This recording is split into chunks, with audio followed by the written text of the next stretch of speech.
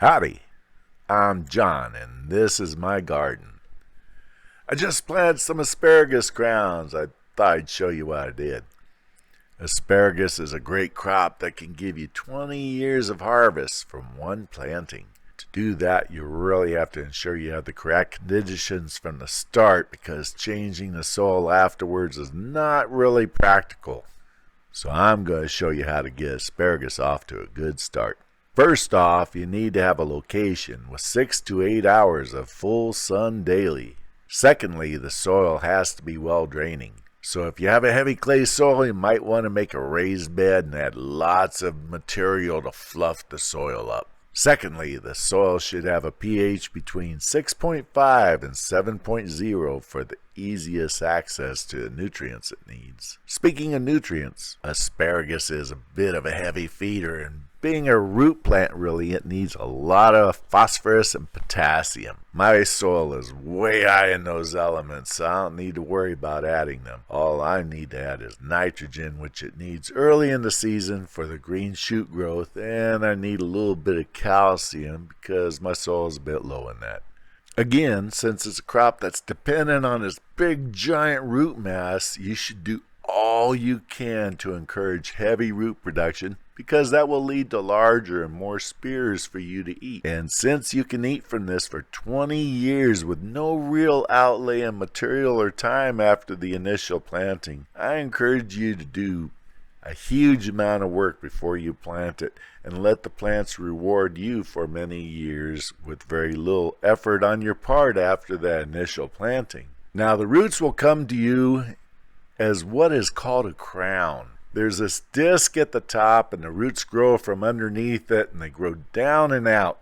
These root systems can grow into giant, massive things that can go down several feet into the soil and out to the sides. This first year, you don't want to do anything that might hurt the plant's root growth. Let it grow all at once. But your job is to make sure the roots can spread out and get a lot of nutrients from the soil. So you need to concentrate on letting the tops grow as large as possible this year. So you start by making sure you got the perfect spot with good access to light and water and a loose, well-draining soil that has good nutrient content. Dig a trench about 1 foot wide and deep so the roots have an excellent space to begin with. I line my trenches with hardware cloth to keep gophers out. You can click the link at the top right to see details on that if you have a gopher and rodent problems. Then I refill the trench about halfway with my own mix of potting soil made from peat moss, compost, and some native soil. The roots can stay here for decades giving you food, so make the soil super good now, because you can't have a huge impact afterward as much as you can now. And the reason for halfway filling the trench will be evident soon, so stay tuned in. Now, do all of this before your crowns arrive. As soon as they come in, you'll want to have your ground ready to go. The crowns are best purchased from a mail order nursery that will harvest and ship directly to you. Make sure you get large crowns. Don't get the wimpy things from the home stores. You want 2-year-old crowns from a nursery that sells big crowns. This will shorten the time between planting and your first harvest. It can take 4 years to go from seed to harvestable plant. Save yourself 2 years' time by buying 2-year-old crowns. Trust me on this, it's much better. When the crowns come in, they'll have traveled from some distance away, so unpack them and set them in water for an hour or so. You don't need to keep them in water overnight or anything, and that might not be good, so stick with an hour. This is partly to make sure they're hydrated enough from their journey, but also to make sure the thick rope-like roots are flexible enough to handle and position easily without breaking them. So after a half hour or an hour of soaking, you take them to a trench. You form a little cone from the soil in the bottom. Make sure the top of the cone is 4 or 5 inches below the soil level. Set the root structure down onto a cone with the crown on top and the roots arranged neatly along the sides of the cone, downward and out. This gives a nice natural look to the arrangement and ensures the roots are able to take in as many nutrients as possible. Now you carefully backfill the trench portion, cover the crown with just an inch or two of soft, fluffy, rock-free soil so that the new spears from the newly planted roots can easily push up through the soil mix. At this stage, the young spears from the newly transported roots are young and tender, and although you want your crowns to eventually be under 6 inches of soil or more, that's just too much to expect the young crowns to have the energy for this young and their first spring with you. So let's make it easy on them by giving them the lightest, fluffiest soil we can, and then give them a good watering.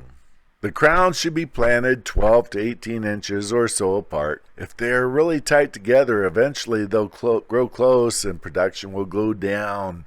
If they're widely spaced, you have more time before that becomes an issue. After about 2 weeks, you should start to see new growth coming from the ground. Once it is 5 or so inches high, we can start adding some light, fluffy soil to a trench. I like to use screened garden soil that's rich and has lots of nutrients. This material I screen out locally is like tiny pebbles and sand mixed with compost. We need to ensure that all of the material over the tops of the crowns is light and fluffy so the spears will be able to poke through easily.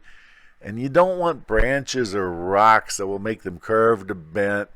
You don't want a heavy clay soil that will push down on the emerging spears as they try to push through the soil.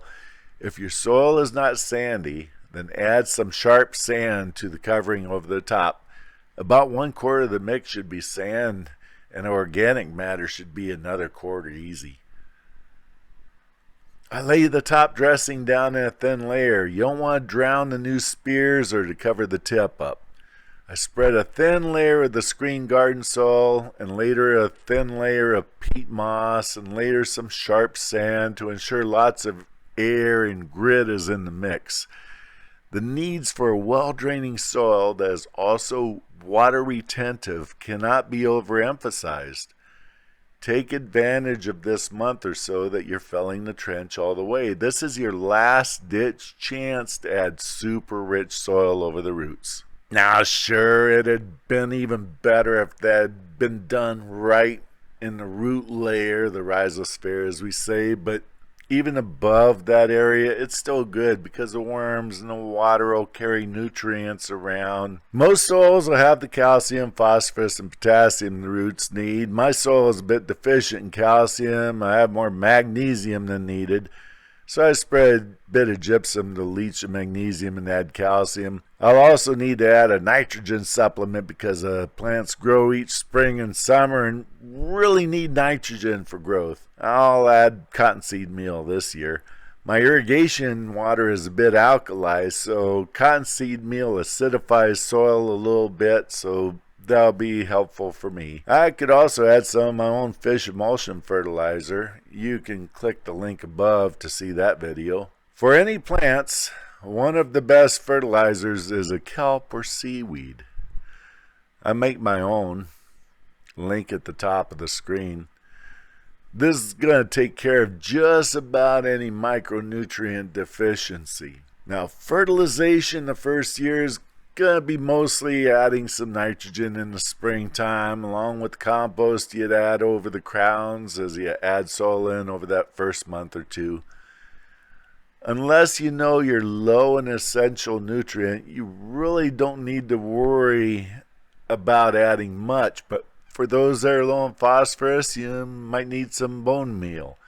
For potash, you might want lang by night or sulfamag if you already have an overabundance of magnesium in the soil like I do. For the first year, it's a simple matter of encouraging and letting the fronds grow as big and giant as they can and resisting any spears that first year. The second year, you can have 1 or 2 or 3 from each root mass. The third year, a little bit more. The fourth year is when you can start really eating a lot.